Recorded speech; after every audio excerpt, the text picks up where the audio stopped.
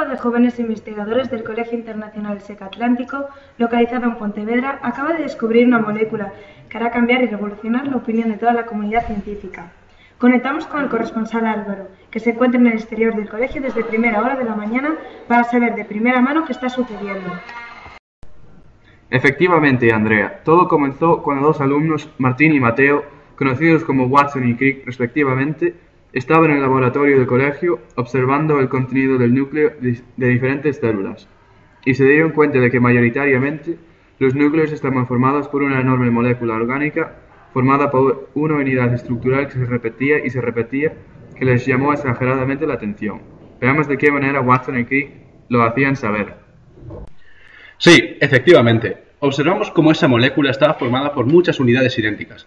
Para entendernos, es como si tuviésemos un collar de perlas, y cada perla fuese la unidad que se repite a lo largo del mismo. Watson no estaba muy de acuerdo, pero finalmente le llamamos nucleótido a cada una de estas maravillosas perlas. Le llamamos así porque fui yo mismo el que descubrió que cada una de esas unidades estructurales estaba formado por un grupo fosfato, una desoxirribosa y una base nitrogenada.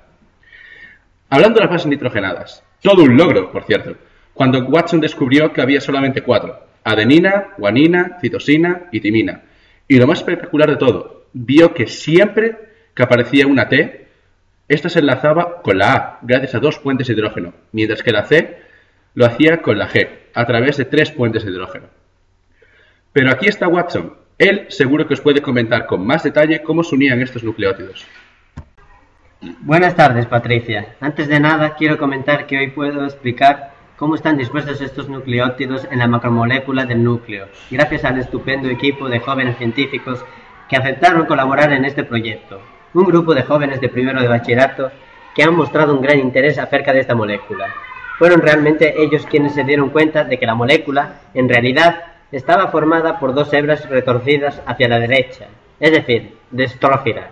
Como diría yo, se puede entender perfectamente si pensamos en 2 cordones de zapatos girándose, a la que hemos denominadas paralelas y complementarias, porque, como ha dicho Crick, vimos que las bases nitrogenadas siempre se emparejan de la misma manera. Pero además, estos jóvenes científicos fueron más allá, ya que observaron cómo se unían unos nucleótidos con otros, gracias a unos enlaces fosfodiéster, donde un grupo fosfato forma un puente entre grupos OH de 2 desoxirribosas sucesivas, lo que han denominado posiciones 3' y 5' del siguiente. Disculpe, profesor Watson, ¿qué quería decir esa prima? Muy buena pregunta. Como tanto el azúcar desoxirribosa como las bases nitrogenadas presentan carbonos, hemos decidido ponerle una prima a los carbonos del azúcar y así no confundirnos con los carbonos de las bases nitrogenadas. Una buena idea, ¿no cree? Además, una vez que los jóvenes científicos descubrieron los ingredientes de la macromolécula orgánica y de cómo se unían estos nucleótidos, descubrieron una característica más de la asombrosa doble hélice. ¿No es así, Crick? Pues sí, las hebras de la doble hélice estaban invertidas. Sí, como lo oyen. Una hebra se dirigía en sentido 3', 5' y la otra hebra en sentido 5', 3'. De esta forma, las bases nitrogenadas se podían unir sin problema, dando forma a la gran macromolécula. Es lo que terminamos llamando cadenas antiparalelas. Es muy interesante todo lo que nos estás contando, pero me surge otra duda. ¿Los nucleótidos se disponen en cualquier parte de la doble hélice?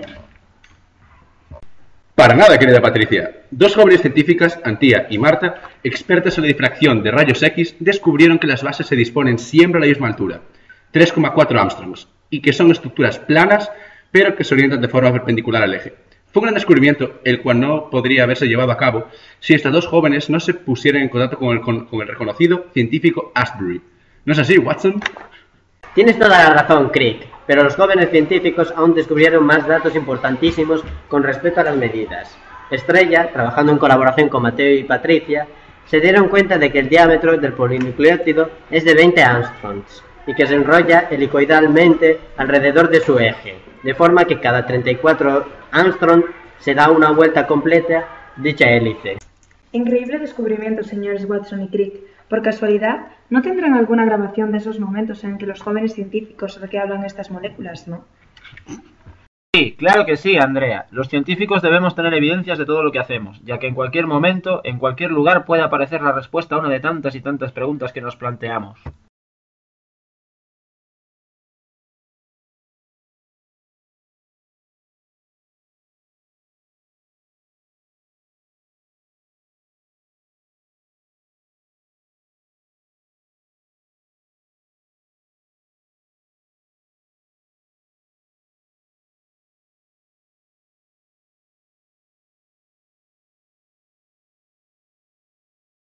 Mirando el vídeo me vino a la mente un desgraciado momento que nos sirvió para comprender mejor la molécula.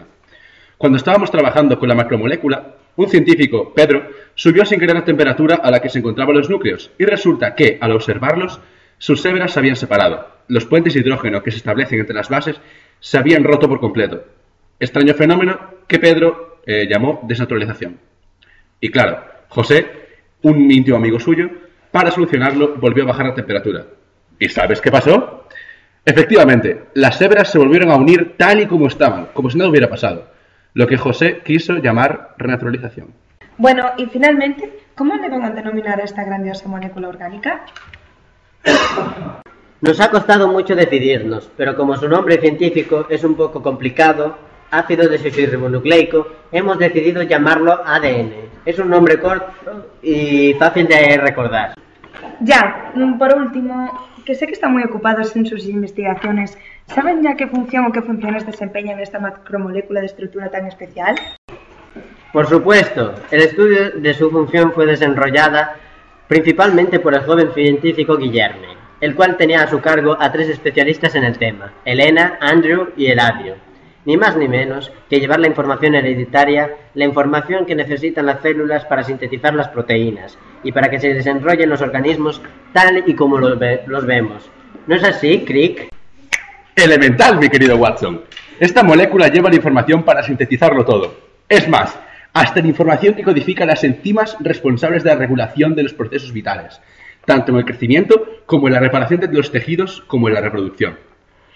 Desde luego, si algún día conseguimos conocer toda la secuencia del ADN y descubrimos qué proteína codifica cada una de las secuencias de esta molécula, tendremos información suficiente para saber si este organismo va a padecer una enfermedad, las características que va a tener cualquier cosa.